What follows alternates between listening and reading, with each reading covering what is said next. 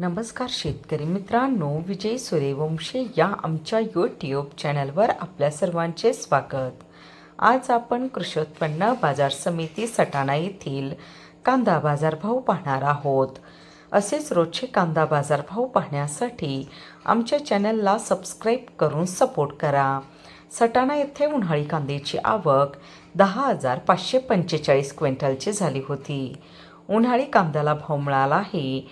किमान दर 300 रुपये, कमाल दर 2,750 रुपये, सर्वसाधारण दर 1,975 रुपये असे होते सटाणा येथील प्रति क्विंटलमधील कांदा बाजारभाव.